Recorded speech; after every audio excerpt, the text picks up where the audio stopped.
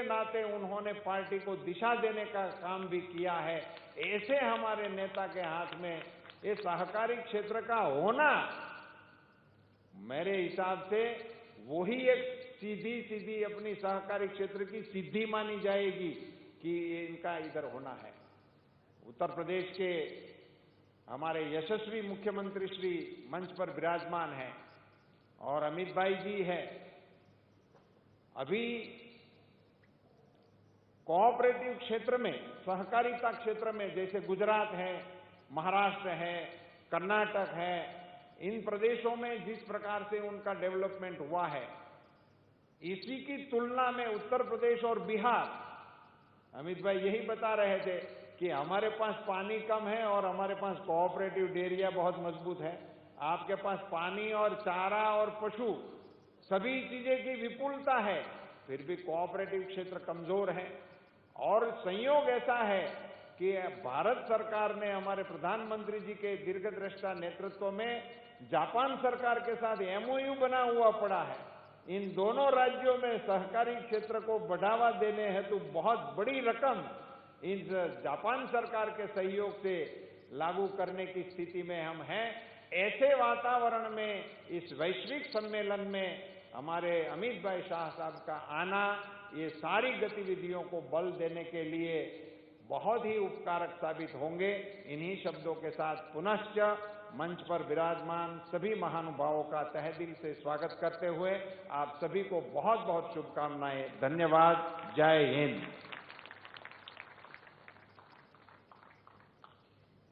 धन्यवाद माननीय मंत्री जी। और दिव्य सज्जनों, अब मेजबान राज्य के यशस्वी मुख्यमंत्री श्री योगी आदित्यनाथ जी को मैं आमंत्रित करती हूं हम सभी को संबोधित करने के लिए।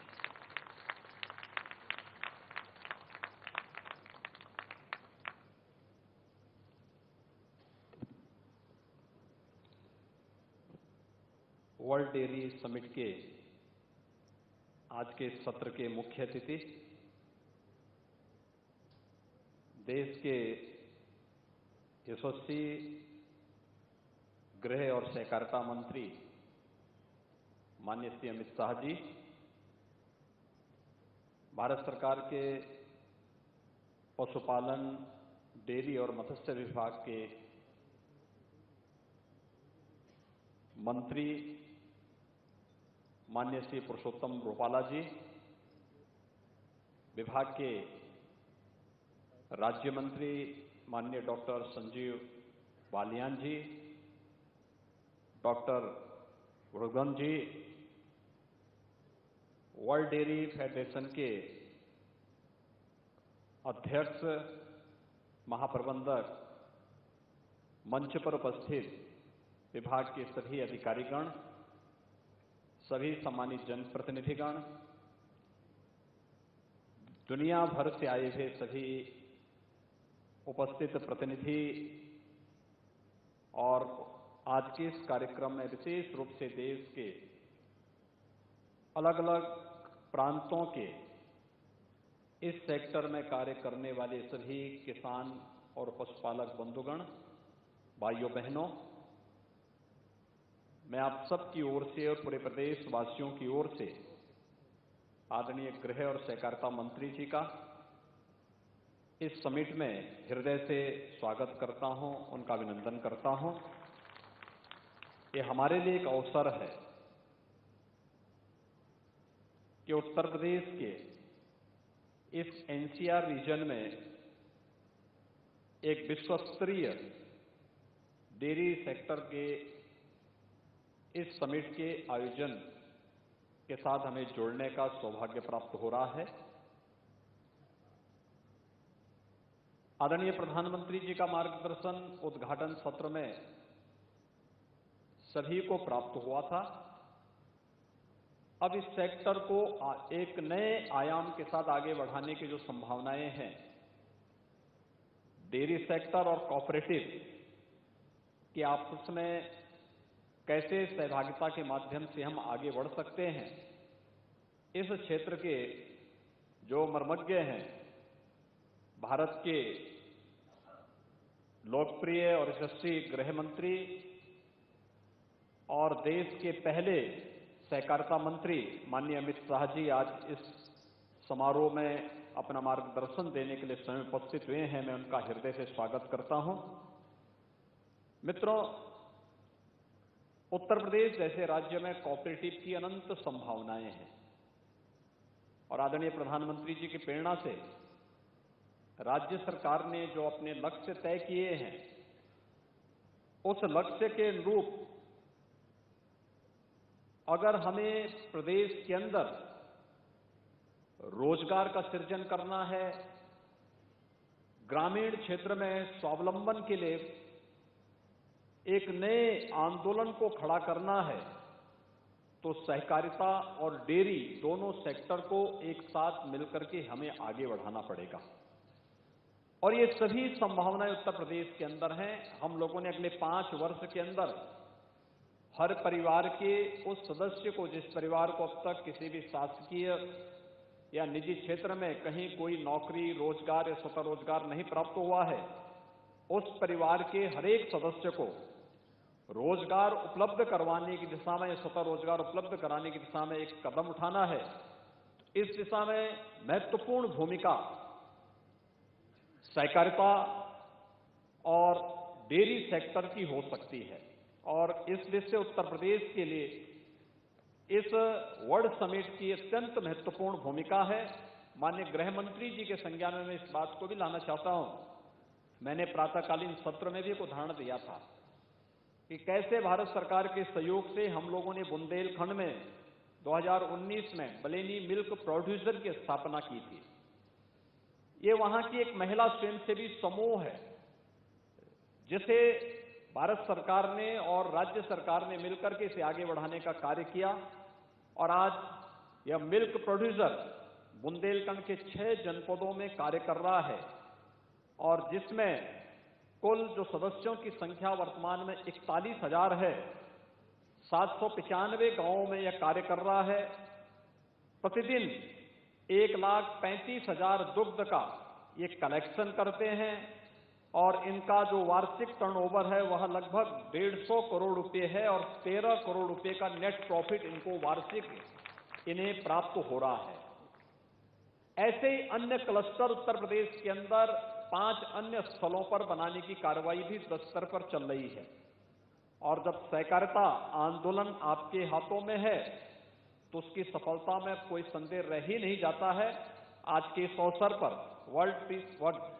वर्ल्ड डेयरी समिट में हम सब इस संकल्प के साथ आगे बढ़ेंगे कि हमें इस सेक्टर की यह न केवल आत्मनिर्भरता के बल्कि अगर भारत के परिप्रेक्ष्य में हम देखेंगे तो डेयरी भारत के अंदर केवल न्यूट्रिशन का ही नहीं बल्कि संपूर्ण पोषण का आधार भी है। हाँ, ये हमारा संपूर्ण आहार भी है और इस व्यवस्था को भारत के अंदर सफलता की नई ऊंचाइयों तक पहुंचाने में किसी प्रकार का कोई संदेह नहीं होना चाहिए और उत्तर प्रदेश इसमें पूरी मजबूती के साथ, पूरी प्रतिबद्धता के साथ जुड़ करके इस अभियान को सफलता की नई ऊंचाइयों तक पहुंचाएगा। मैं एक बार फिर से इस पूरे कार्यक्रम में माननीय केंद्रीय गृह और सहकारिता मंत्री श्री अमित शाह जी का हृदय से स्वागत करता हूं, उनका अभिनंदन करता हूं। केंद्रीय मत्स्य, पशुपालन और डेयरी मंत्रालय के मंत्री माननीय श्री पुरुषोत्तम रूपाला जी और उनके सभी सहयोगियों को इस वर्ल्ड समिट को उत्तर प्रदेश के अंदर एनसीआर रीजन में करने के लिए हृदय से धन्यवाद देते हुए आप सभी देश और दुनिया से आए हुए प्रतिनिधियों का हृदय से इस कार्यक्रम में सहभागिता सुनिश्चित करने के लिए स्वागत करता हूं, अभिनंदन करता हूं। पूरे आयोजन के प्रति अपनी शुभकामनाएं देता हूं। धन्यवाद। जय हिंद। बहुत बहुत धन्यवाद माननीय मुख्यमंत्री जी, अपनी सोच, अपने विचारों, अपने नेतृत्व से हम सभी का मार्ग प्रशस्त करने के लिए। और देवी सज्जनों, अब हमारे गतिशील, प्रगतिशील और हमारे देश के पहले सहकारिता मंत्री माननीय श्री अमित शाह जी से मैं करबद्ध होकर निवेदन करती हूँ हम सभी के मार्गदर्शन हेतु अपने विचारों से हमें अनुग्रहित करने के लिए।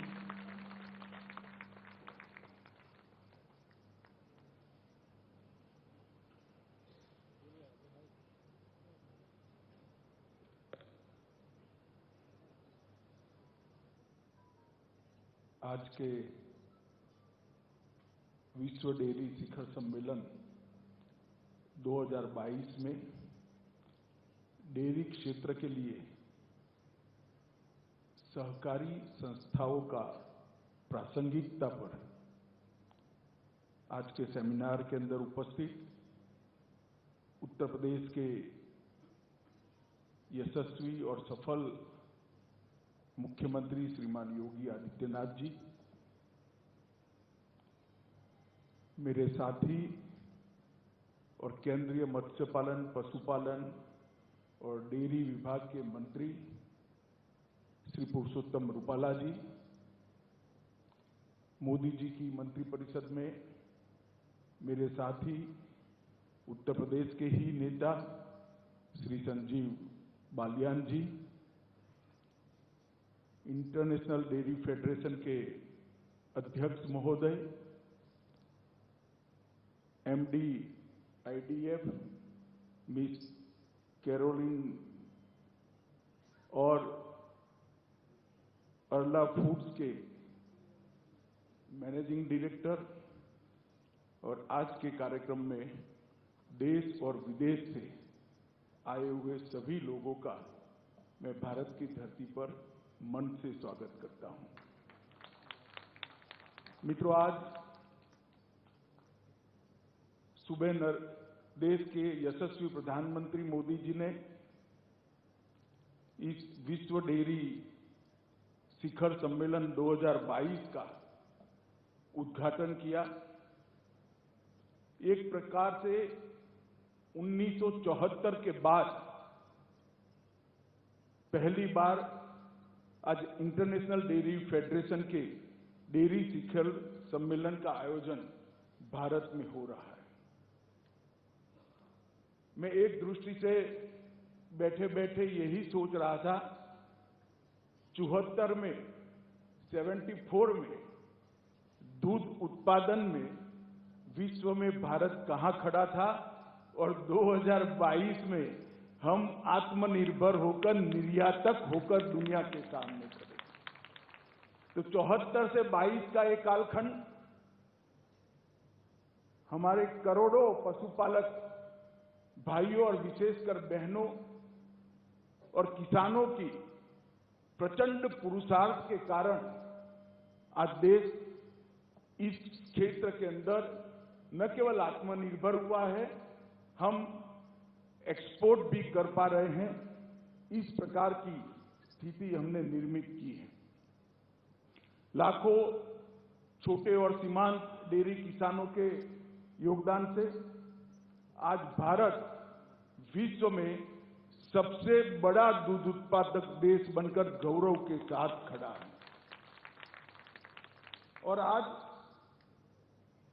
इस शिखर सम्मेलन का जो विषय चयन किया गया है, वो विषय भी बहुत प्रासंगिक है। मैं इस पर थोड़ा बाद में आऊंगा, परंतु मैं एक बात, क्योंकि आज यहां कोऑपरेटिव की चर्चा हो रही है, ये जरूर कहना चाहता हूं कि 2014 से 2022 के 8 साल के कालखंड के अंदर विश्व की अर्थव्यवस्थाओं की प्रतिस्पर्धा में भारत 11वें नंबर से 5वें नंबर की छलांग लगाकर आज यहां पर 2014 में पूरी दुनिया की इकोनॉमी में भारत 11वें नंबर पर था, आज 5वें नंबर पर है। और मुझे पूरा विश्वास है कि कुछ सालों में ही हम तीसरे नंबर पर पहुंचेंगे। और मैं बड़े भरोसे से कहता हूं, तीसरे नंबर पर भारत जब पहुंचेगा, पूरा विश्व तीसरे नंबर पहुंचने के लिए कोऑपरेटिव के योगदान को भी निश्चित रूप से चर्चा करेगा। मोदी जी ने सहकारिता मंत्रालय जो बनाया, इसके पीछे उनका उद्देश्य यही है कि सहकारिता के माध्यम से देश के 70 करोड़ लोग जो आज भी गरीबी में जी रहे हैं, वो अपने पास बहुत कम पूंजी है, वो पूंजी को लगाते लगाते कोऑपरेटिव बनाकर देश के अर्थतंत्र में अपना योगदान भी करे और सम्मान के साथ अपने गांव और खुद का विकास कर भारत के विकास में, भारत के अर्थतंत्र के अंदर अपना योगदान करे। और आज जब शिखर सम्मेलन का विषय डेयरी क्षेत्र के लिए सहकारी संस्थाओं की प्रासंगिकता पर रखा है, तब मैं जरूर कहना चाहूंगा कि आज भारत में सबसे ज्यादा प्रासंगिकता अगर कोई एक क्षेत्र की है तो डेयरी क्षेत्र में कोऑपरेटिव इंस्टीट्यूशन की है। मित्रों, इस बार के शिखर सम्मेलन में लगभग 1500 प्रतिभागियों यहां आने वाले हैं। 300 से ज्यादा विदेश के मेहमान भी आए हुए हैं और अनेक उद्देश्यों से ये जो सम्मेलन है वो विश्व के अंदर डेयरी क्षेत्र में आने वाले समय में टेक्नोलॉजी क्या क्या बढ़ाने की जरूरियात है, इसके R&D पर क्या क्या हो सकता है, कोऑपरेटिव सेक्टर को कैसे बढ़ाया जा सकता है और विश्व में दूध का उत्पादन कैसे बढ़ाया जा सकता है, इस प्रकार की अनेक विविध विषयों पर टेक्निकल सेशन भी होने वाले हैं। 15 तारीख से 3 दिन का और सत्र चलेगा, जिसके अंदर लगभग 156 वक्ता, जिसमें 91 विदेश के हैं और 65 भारतीय हैं, वो हिस्सा लेंगे। मित्रों, मैं आज यहां पर डेयरी क्षेत्र के लिए सहकारिता संस्थानों की प्रासंगिकता इस विषय पर बात करने आया हूं। सहकारिता भारत में कोई नया विचार नहीं है। 120 साल से भी पुराना सहकारिता का इतिहास भारत का है और कई सारी ऐसी सहकारी संस्था हैं जो 100 साल से पुरानी हैं और आज भी सफलता के साथ सहकारिता के सभी सिद्धांतों के अनुरूप चल रही है। और इसमें भारत ने जिस प्रकार से एक तीसरा विकल्प दुनिया के सामने सफलता के साथ रखा है, आने वाले दिनों में इसकी चर्चा दुनिया भर के अर्थतंत्रों के बढ़ोतरी के विषय में होने वाली है। आमतौर पर आर्थिक विकास के बारे में दुनिया में 2 मॉडल बताए गए। एक तो है कम्युनिस्ट मॉडल, जिसमें स्टेट द्वारा प्रोडक्शन होता है, और दूसरा है मार्केट मॉडल, जो मास प्रोडक्शन की बात करता है मगर कॉरपोरेट के द्वारा होता है। मार्केट मॉडल में कैपिटल केंद्र में होता है और कम्युनिस्ट मॉडल में पार्टी केंद्र में होती है। लेकिन एक तीसरा विकल्प भारत ने पूरी दुनिया के साथ सफलता के साथ रखा है, वो कोऑपरेटिव का मॉडल है, सहकारिता का मॉडल है। Production by masses, production by people, mass production by masses, ये सूत्र के साथ डेयरी क्षेत्र में भारत ने मानव केंद्रित मॉडल दुनिया में देने का काम किया है। मित्रों, आज मैं यहां आया हूं तब कोऑपरेटिव डेयरी और कॉरपोरेट डेयरी के बीच का अंतर भी मैं जरूर समझाना चाहता हूं। एक कॉरपोरेट डेयरी होती है तो वो दूध उत्पादन के जरिए कुछ कंपनी के शेयरधारकों और मालिकों के लिए अर्थ उपार्जन करती है और अपने देश के विकास में कंट्रीब्यूट करती है। परंतु कोऑपरेटिव डेयरी है तो वो अनेक विविध डायमेंशन को छूते हुए देश के अर्थ विकास में अपना कंट्रीब्यूशन करती है। सबसे पहले कोऑपरेटिव डेयरी के माध्यम से स्वावलंबन को हम सिद्ध कर सकते हैं।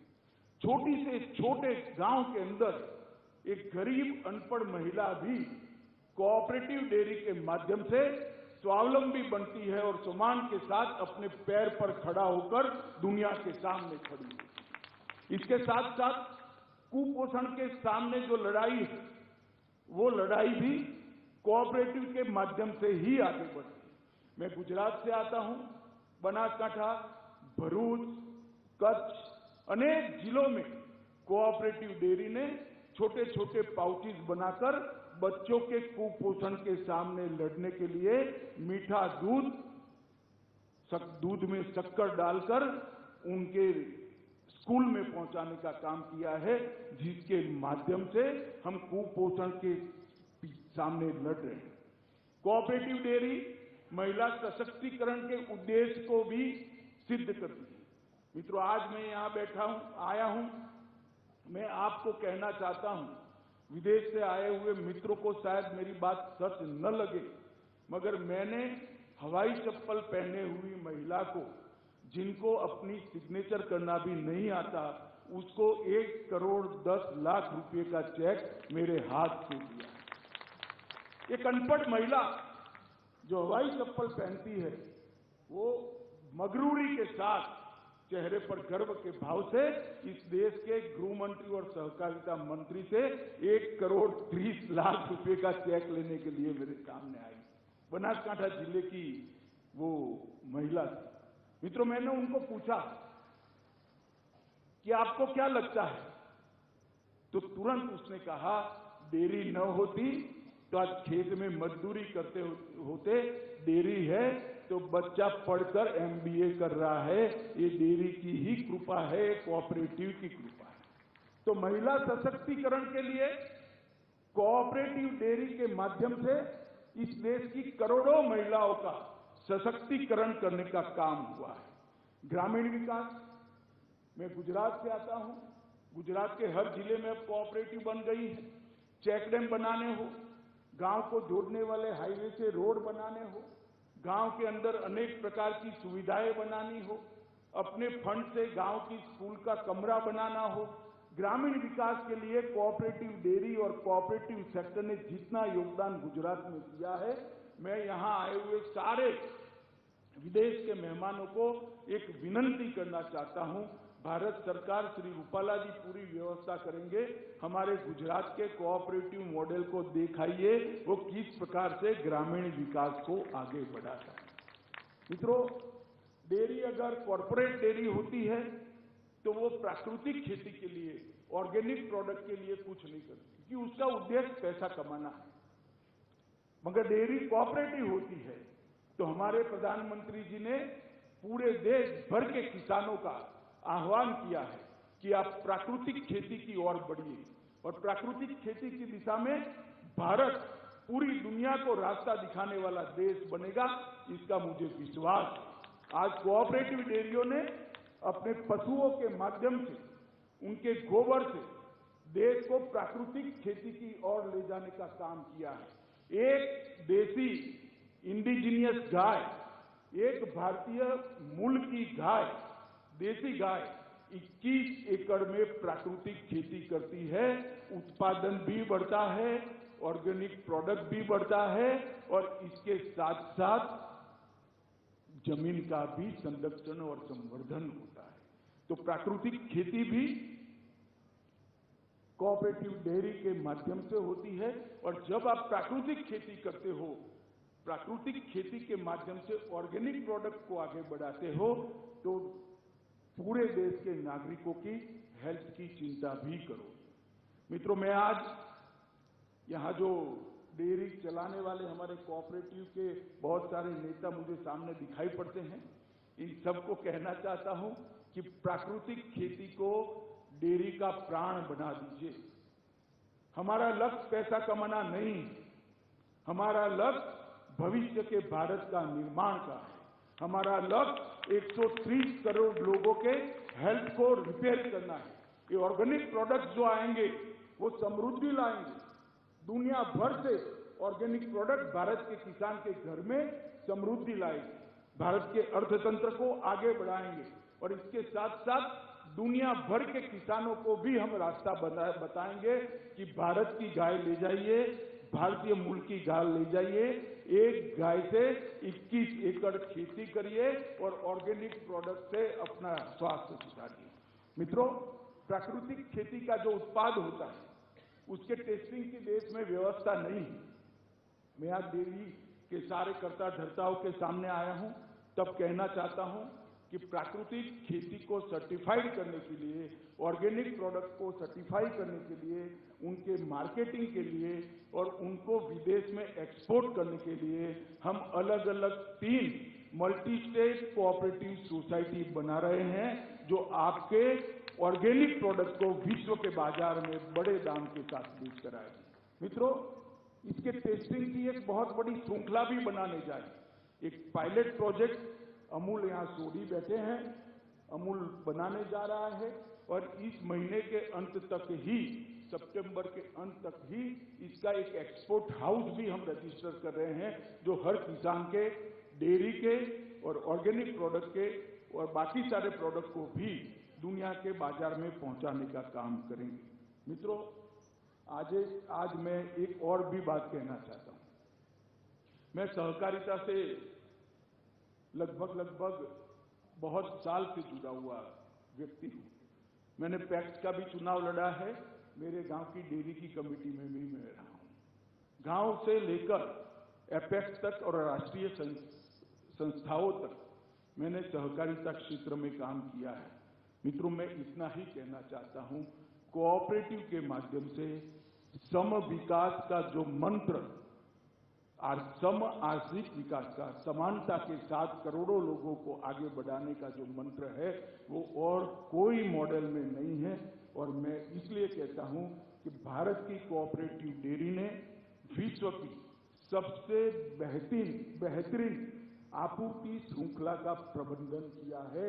हर घर में अमूल का दूध आज सुबह पहुंच जाता है, मार्केटिंग की कोई दिक्कत नहीं। अनेक इसके उत्पादन आज पहुंचे हैं।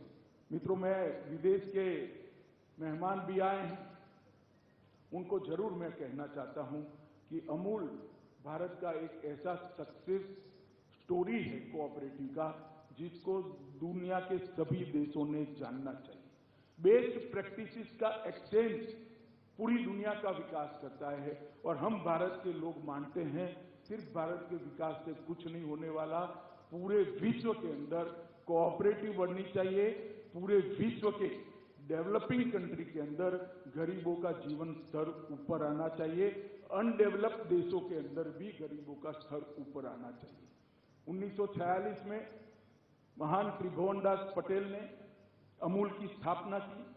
लगभग 15 गांवों की एक छोटी डेयरी बनाकर दूध उत्पादन के लिए उन्होंने प्रयास किया और 2020-21 में इसका ग्रुप टर्नओवर 60,000 करोड़ रुपया से ज्यादा हो गया है। ये विकास जो है वो कोऑपरेटिव की सक्सेस स्टोरी को बयान करता है। लगभग 30 मिलियन लीटर दूध का प्रबंधन अमूल करता है और 36 लाख किसान, जिसमें से 22 लाख से ज्यादा महिलाएं हैं, ये 36 लाख किसान परिवार आज अमूल के कोऑपरेटिव के स्ट्रक्चर के अंदर जुड़े हैं। लगभग 18,565 गांव कक्षा की कोऑपरेटिव है, 18 डिस्ट्रिक्ट लेवल के कोऑपरेटिव यूनिट है और उसके ऊपर उत्पादक संघ फेडरेशन अमूल काम कर रहा है। फेडरेशन के 87 डेयरी मैन्युफैक्चरिंग प्लांट है। कुल दूध प्रबंधन की क्षमता 39 मिलियन लीटर प्रतिदिन है। देखिए, 30 मिलियन लीटर दूध आता है और अमूल ने अभी से 39 मिलियन लीटर प्रतिदिन की क्षमता को अचीव कर दिया है। इसका मतलब है ये 30 से 39 कुछ ही समय में अमूल पहुंचने वाला है। मित्रों, वैश्विक दुग्ध उत्पादन में 21% हिस्सेदारी के साथ भारत वैश्विक डेयरी मानचिन्ह में बहुत आगे है और अमूल आज 40 देशों में अपने प्रोडक्ट्स को एक्सपोर्ट करता है। इसके साथ साथ एनडीडीबी की रचना के बाद अमूल मॉडल को समग्र देश के अंदर इसकी रिप्लिका बनाने का प्रयास किया गया। भारतीय राज्यों ने इस मॉडल को अपनाया है और सफलता से अपने राज्य में लागू भी किया है। मदर डेयरी, विजय, सांची, वेरका, वीटा, सुधा, पराग, नंदिनी, लगभग कई अच्छे ब्रांड दूध प्रोडक्ट के आज भारत के अंदर बने हैं, जो भारत के लोगों के स्वास्थ्य के साथ साथ उनकी आर्थिक प्रगति में भी किसानों की आगे बढ़े हैं। और मित्रों, 27 राज्यों में इस प्रकार के डेयरी का फेडरेशन का निर्माण हो चुका है और हमारा लक्ष्य है कि हम आगे भी जाएंगे। मित्रों, लगभग अमूल पैटर्न से एक त्रिस्तरीय संरचना की निर्माण हुआ है। एक तो इससे डेयरी किसानों की सामूहिक नेगोशिएशन की शक्ति बढ़ गई है। आज किसान को अपने उत्पाद का भाव मिलता है। सीमांत किसानों के समूह को दूध का अच्छा भाव मिलने के साथ साथ वो बार्गेन भी कर सकते हैं और उपभोक्ताओं को कम प्रॉफिट में सस्ती कीमतों पर दुग्ध उत्पादों की प्राप्ति भी होती है। इस प्रकार से अमूल मॉडल ने कई सारे लक्ष्य एक साथ सिद्ध किए हैं। कोऑपरेटिव डेयरियों ने सिर्फ दूध के संकलन तक, उत्पादन तक अपने आप को सीमित नहीं रखा है। इसके साथ पशु चारा, चारा बीज, कृत्रिम गर्भधान और गोबर से खाद बनाने की प्रक्रिया, गोबर से गैस बनाने की प्रक्रिया और मोदी जी का गोबर बैंक के प्रयोग को भी कोऑपरेटिव सेक्टर आगे ले गया है। मैं विदेश से जो लोग यहां आए हैं, मैं उनको जरूर कहना चाहता हूं कि हमारे गोबर बैंक के प्रयोग को आप जरूर समझिए। इसके अंदर समग्र विश्व के स्वास्थ्य का मूल चिंतन पड़ा हुआ है। इससे हम पूरे विश्व के स्वास्थ्य की चिंता कर सकते हैं। राज्य स्तरीय डेयरी की सहकारी समितियों द्वारा फार्म गेट की कीमतों ने बेंचमार्क मूल्य आज हमारी कोऑपरेटिव तय करती है, निजी डेयरियां नहीं कर पाती है। ये हमारा सबसे बड़ा उपलब्धि है। भारत में डेयरी उद्योग का कोऑपरेटिव क्षेत्र में 360 डिग्री विकास हुआ है। कोई भी क्षेत्र ऐसा अछूता नहीं रहा जिसको कोऑपरेटिव ने टच नहीं किया है और लगभग जो टोटल इनकम होती है कोऑपरेटिव की, इसका 77%, मेरी ये बात ध्यान से सुनिएगा, 100 रुपया अगर आता है तो 77% दूध उत्पाद करने वाले किसान के बैंक अकाउंट में सीधा जमा हो जाता है। ये बहुत बड़ी उपलब्धि। इतना बड़ा रिटर्न कहीं पर नहीं मिल सकता, 77%। और मित्रों,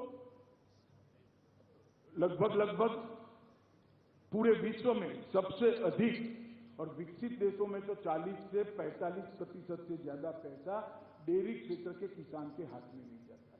पूरे विश्व में 40 से 45% जाता है, हमारे यहाँ 77% जाता है। ये हमारे सफलता का एक घोष वाक्य है। लगभग 1.8 करोड़ किसान लगभग 2 लाख गांवों में ऑपरेशन फ्लड के माध्यम से जुड़ चुके।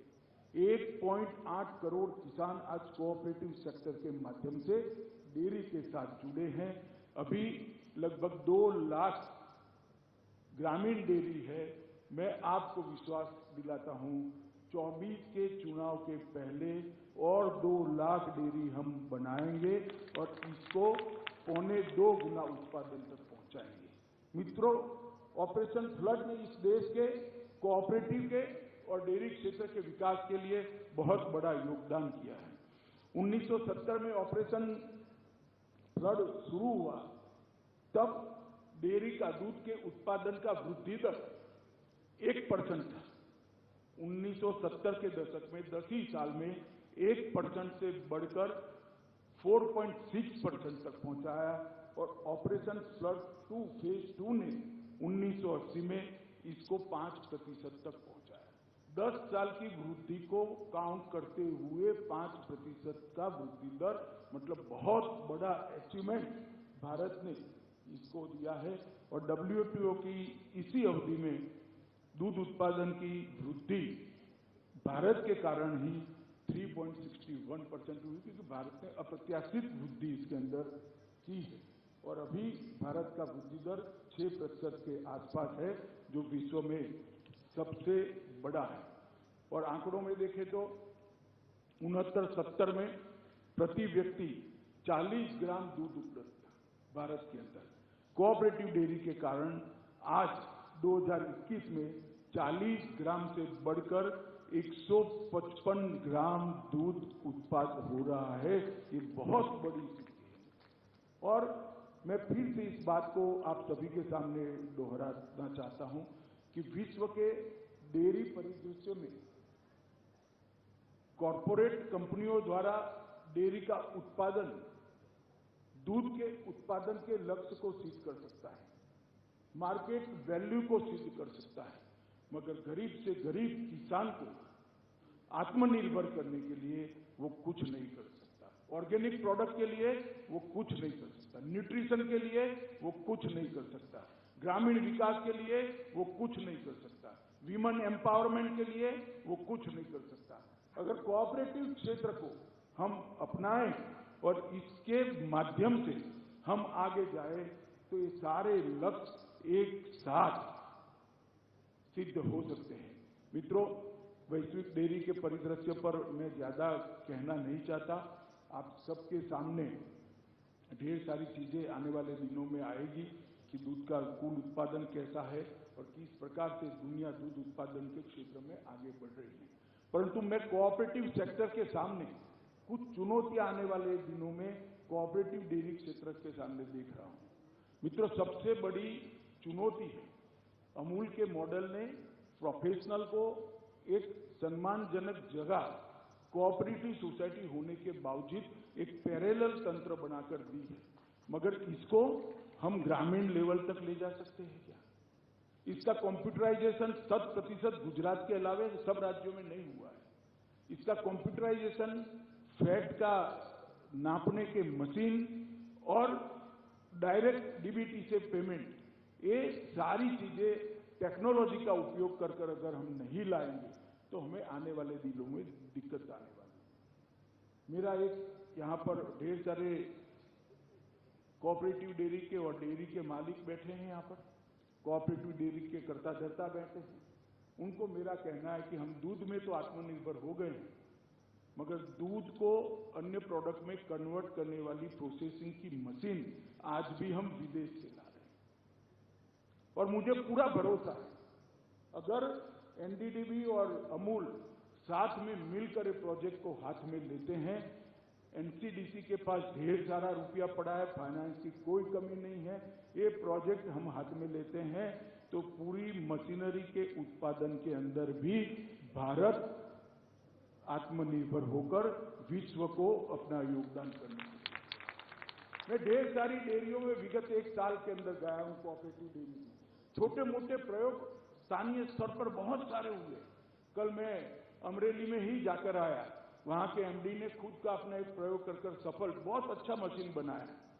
क्या ये बेस्ट प्रैक्टिसेस को अमूल एक्सचेंज का प्लेटफॉर्म देकर देश की सभी डेयरियों में पहुंचा सकता है? तभी जाकर हम सम विकास करेंगे। और आज मैं यहां से पूरे देश के सभी राज्यों को भी अपील करना चाहता हूं, जिन राज्यों में पानी उपलब्ध है, जिन राज्यों में बड़ी विशाल संख्या में छोटे किसान उपलब्ध हैं, वो सब ने अविलंब डेयरी के क्षेत्र में आगे बढ़ना चाहिए और वो किसानों को आत्मनिर्भर बनाकर देश के विकास के अंदर जोड़ना चाहिए। मित्रों, एशियाई और अफ्रीकी देशों में दूध का आज भी जनसंख्या के अनुपात में कमी है। ये पूरा करने की जिम्मेदारी मैं मानता हूं भारत की है। हर गरीब देश को सस्ता दूध का प्रोडक्ट पहुंचाना भारत का लक्ष्य होना चाहिए। मोदी जी के वसुधैव कुटुंबकम के लक्ष्य को ये परिपूर्ति करेगा। 135 करोड़ से बढ़कर आने वाले 40 वर्षों में भारत की आबादी 170 करोड़ हो जाएगी। मेरा आप सभी से आग्रह है कि हमारा प्लानिंग इसके अनुरूप होना चाहिए और 2033-34 में हमारा जो एक अनुमानित आंकड़ा है नीति आयोग के अनुसार प्रतिवर्ष 303 MMT दूध का उत्पादन हम करेंगे, मगर वो कम पड़ेगा। तो 330 MMT दूध का उत्पादन जो करेंगे देश का दुनिया का 33% होगा, मगर भारत के लिए कम पड़ेगा। उसको बढ़ाने के लिए अभी से हमने आयोजन करने की जरूरत है। मित्रों, सहकारी संस्थाएं न केवल भारत बल्कि अंतर्राष्ट्रीय डेयरी मार्केट में भी अपनी भूमिका निभाने के लिए सक्षम है और मेरा आप सभी से आग्रह है कि कोऑपरेटिव डेयरी का जो कंसेप्ट बड़े जतन से त्रिभुवन भाई से लेकर आज तक हमारे कोऑपरेटिव लीडर्स ने आगे बढ़ाया है, वो कंसेप्ट को दुनिया के हर विकासशील देश और अनडेवलप्ड कंट्री दोनों देशों में पहुंचाना चाहिए, जिससे वहां के किसानों को भी फायदा हो और दुनिया न्यूट्रिशन के मामले में स्वतंत्र हो। मित्रों, अंत में मैं अंतर्राष्ट्रीय डेयरी संघ का बहुत बहुत आभार भी मानना चाहता हूं कि इन्होंने कोऑपरेटिव पर एक सेशन रखा। कोऑपरेटिव डेयरी के भारत के मॉडल को आपने दुनिया के सामने रखने का एक मौका भारत की कोऑपरेटिव संस्थाओं को दिया है। मैं फिर से एक बार आग्रह करना चाहता हूं कि अंतर्राष्ट्रीय डेयरी संघ विश्व डेयरी सम्मेलन के साथ साथ भारत के कोऑपरेटिव डेयरी के मॉडल का एक स्टडी जरूर करे और अन्य देशों में इसको पहुंचाए। अगर कोई भी एक्सपर्टी की जरूरत है तो भारत सदैव पेटेंट का एक पैसा लिए बगैर पूरे विश्व का मदद करने के लिए तैयार है। ये हमारा सालों का संस्कार है और इसको हम आगे बढ़ाएंगे। फिर से इस बार यहाँ उपस्थित सभी शिखर सम्मेलन में आए हुए प्रतिनिधियों को शिखर सम्मेलन की सफलता के लिए, आगे भी 3 दिन चलने वाला है, इसकी सफलता के लिए बहुत बहुत शुभकामनाएं देकर मेरी बात को समाप्त करता हूं। भारत माता की जय। बहुत बहुत धन्यवाद माननीय मंत्री जी। सहकारी संस्थानों की प्रासंगिकता इस विषय पर आपके अग्रणी व अंतर्दृष्टिपूर्ण विचारों के लिए और साथ साथ सभी को प्राकृतिक खेती की तरफ प्रेरित करने के लिए अमृतकाल में जो हमारी जो दिशा संकल्प होना चाहिए उसकी तरफ हमें प्रेरित करने के लिए, साथ साथ हमारे सभी सहकारी कोऑपरेटिव्स के लिए प्रशंसनीय आपके विचारों और उत्साहजनक शब्दों के साथ साथ उनका मनोबल बढ़ाने के लिए बहुत बहुत धन्यवाद। और इस सत्र के अंत में अब मैं निवेदन करना चाहूँगी मिस कैरोलीन इमॉन्ड को, महानिदेशक अंतर्राष्ट्रीय डेयरी फेडरेशन, कि वे धन्यवाद प्रस्ताव रखें। Would like to request Miss Caroline Emond to kindly propose the formal vote of thanks.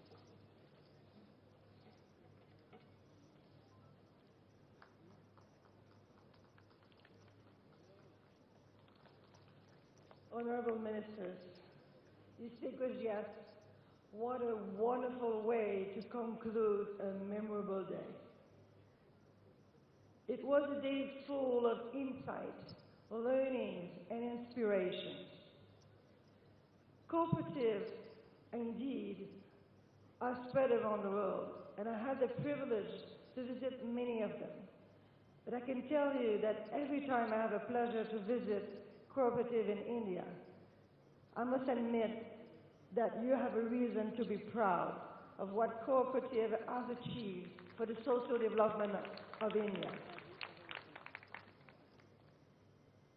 What we've learned today, what we've seen in those inspiring presentations, is that actually cooperatives are delivering on the UN Sustainable Development Goals.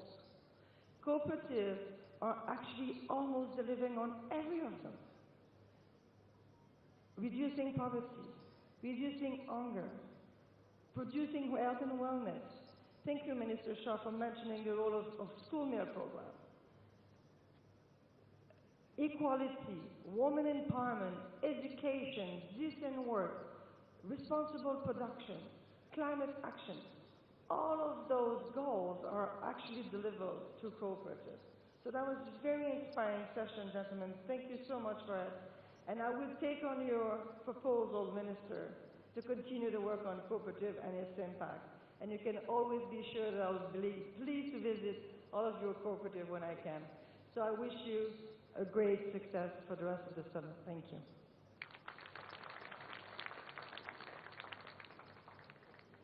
Thank you, Ms. Simond. And with that, ladies and gentlemen, we conclude this special session.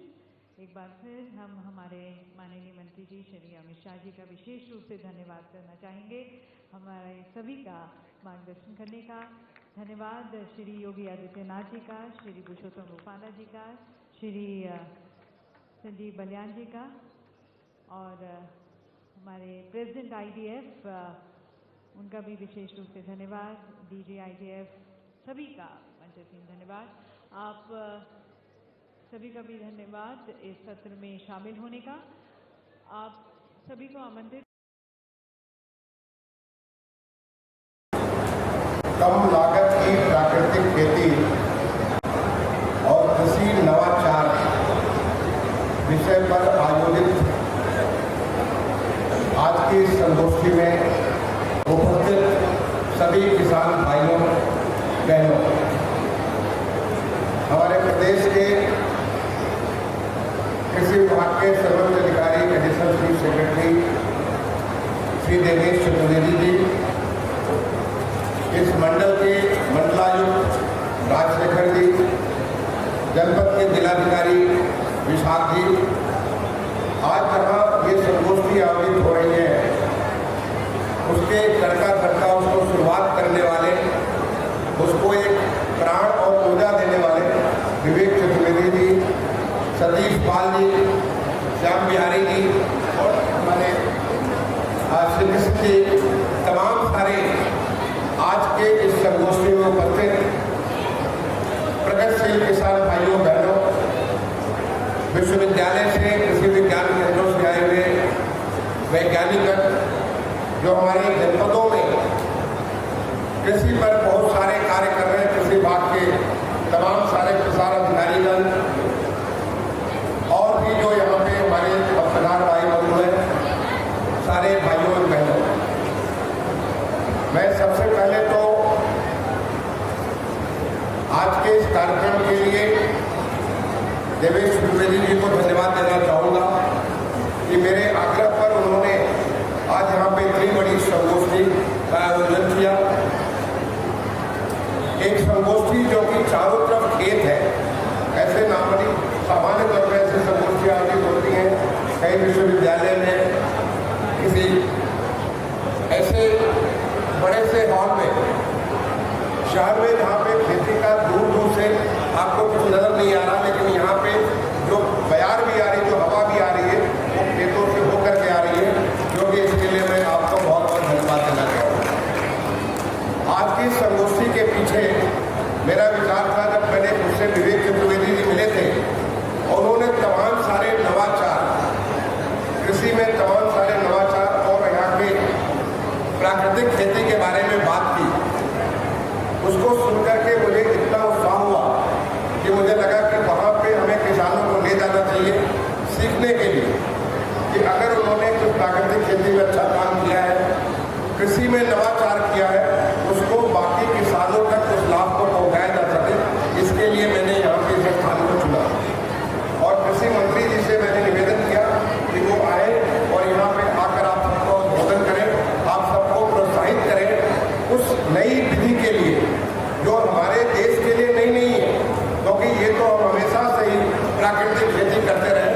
एक ऐसा अवधि आई, एक ऐसा काल आया जब हम अपने असली प्राकृतिक खेती को भूल करके हम एक रासायनिक खेती की तरफ आगे बढ़ गए और फिर उसके बाद रासायनिक खेती से हमें लगा परेशानी होना, तो फिर हम एक जैविक खेती के बारे में, ऑर्गेनिक खेती के बारे में हम एक नया रास्ता अपना लिया और जब वहाँ भी हमें सफलता नहीं नजर आई, एक बार दोबारा पीछे मुड़ करके जहाँ से हमने शुरुआत की थी प्राकृतिक खेती की, क्योंकि प्राकृतिक खेती तो हमारी वैदिक खेती है, हमारे संस्कार की खेती है, उस खेती को एक बार दोबारा अपनाने के लिए माननीय प्रधानमंत्री जी ने आह्वान किया और आज पूरा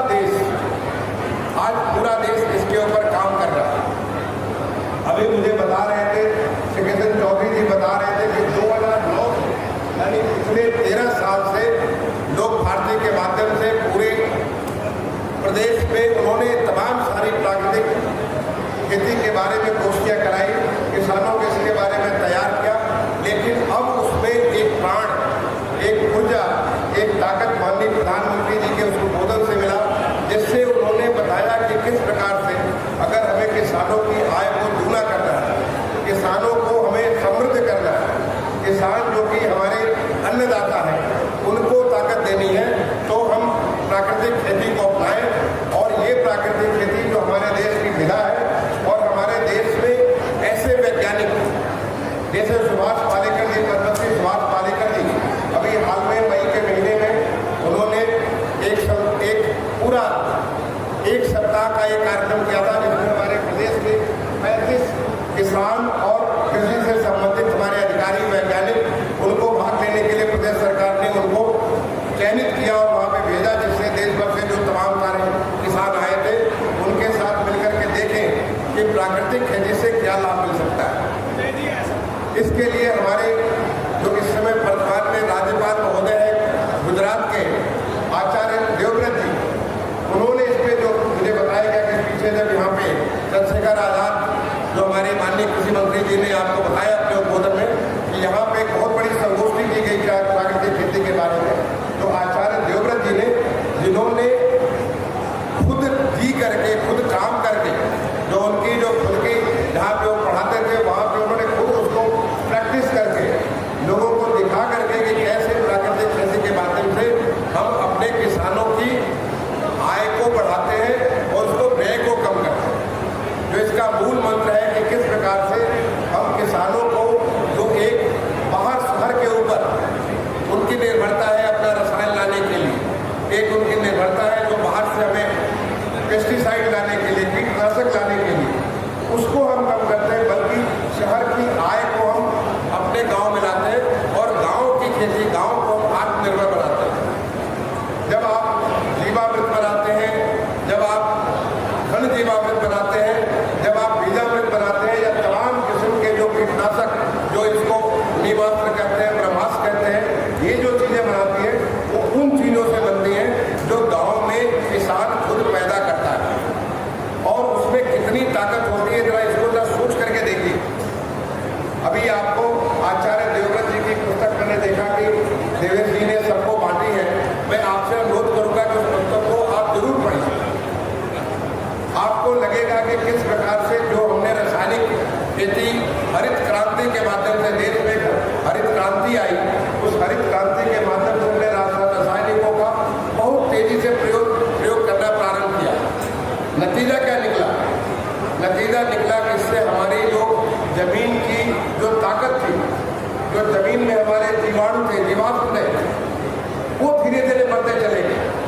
नतीजा ये निकला जो किसानों का जो सबसे नजदीक केचुआ होता है, वो केचुआ हमारा धीरे धीरे जमीन के नीचे चलता चला गया, कि जो हमारा नेचुरल, जो हमारा प्राकृतिक तरीका था कि उसकी जमीन की ताकत बनाने का, वो ताकत धीरे धीरे कम होती गई। नतीजा ये हुआ कि हमें और ज़्यादा से ऊपर और भी ज़्यादा हमें रसायनों का प्रयोग करना पड़ा। पानी का भी प्रयोग धीरे धीरे बढ़ता चला गया। किसानों की जो आमदनी होती, आमदनी से ज़्यादा व्यय बढ़ना चालू हो गया। तमाम सारे जगह किसान इसकी वजह से ऋण में भी आने लगे, बहुत सारे किसानों को नुकसान हुआ। और इस बात को जब एक बार उन्हें महसूस किया कि कैसे हम दोबारा एक बार पीछे मुड़कर के उस प्राकृतिक खेती को प्रारंभ करेंगे, जिससे केवल एक गाय से, और वो भी हमारी देसी गाय से, मैं यहाँ पे अंतर बताना चाहूँगा इसको, ये सारे इसका सारा का सारा अनुसंधान हो रखा है। इसका तमाम सारे कृषि वैज्ञानिकों ने इसको अध्ययन करके, इसको अध्ययन पत्रों में उसको लिखा हुआ है कि किस प्रकार से जो हमारी देसी गाय है उसमें सैकड़ों करोड़, उसके गोबर में सैकड़ों करोड़ ऐसे तत्व मिलते हैं जो कि हमारे विदेशी गाय में 1000 की संख्या में होते हैं। लाखों का फर्क होता है। ये जो फर्क है हमारी देसी गाय का, आप एक छोटी सा एक्सपेरिमेंट करिए मेरे कहने से, एक छोटा सा आप एक प्रयोग करिए। मैं सारे किसानों से, आपसे यहाँ पे जो किसान भाई हैं, किसान बहनें हैं, मैं आपसे कहूँगा छोटा सा प्रयोग करिए। गाय का गोबर कहीं पे छोड़ दीजिए,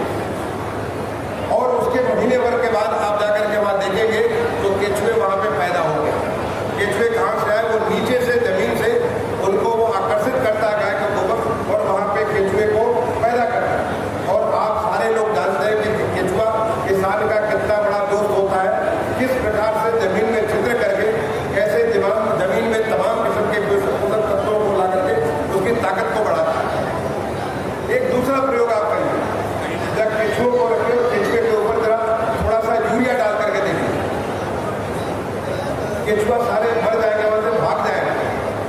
गोबर के अंदर केचुए पलते हैं और यूरिया से मरते हैं, यूरिया से दूर होते हैं। और यहाँ जब हम किसान धीरे धीरे इतनी यूरिया डालना चालू किए कि धीरे धीरे केचुए हमारे जमीन के नीचे 1.5 मीटर, 2 मीटर, 3 मीटर नीचे चलते चले गए। अब वो हमारे किसान के लिए उपलब्ध नहीं है।